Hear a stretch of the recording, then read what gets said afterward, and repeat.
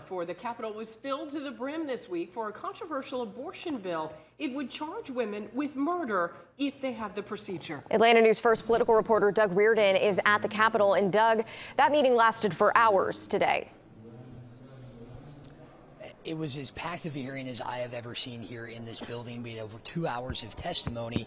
And this really controversial bill is a bit of a long shot because it was introduced kind of late in the session, got its hearing a little bit later. And even some Republicans are against it because they tell me it will conflict with another big priority of theirs, which is protecting IVF, in vitro fertilization, here in the state of Georgia.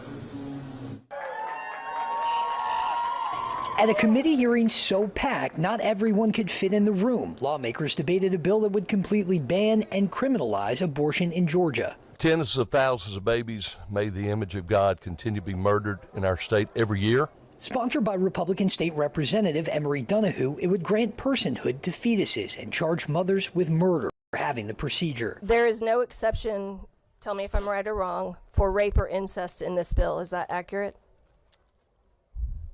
That's accurate. Democrats drilled down on bill sponsors, saying Georgia already has one of the nation's strictest abortion laws, barring it after 6 weeks. Supporters and opponents of the bill fighting to make their voices heard.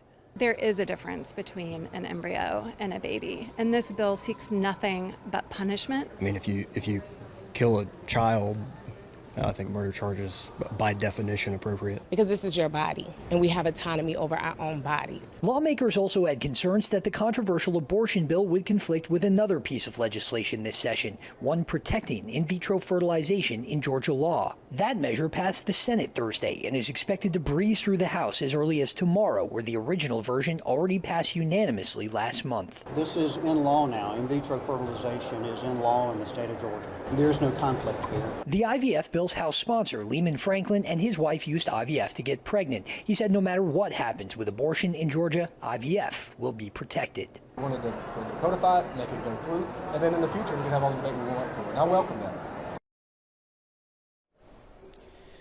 Getting back to that abortion bill that would charge with murder, there is one exception in that bill. It would be if a woman was forced under duress to have the procedure. From the state capitol, Doug Reardon, Atlanta News First.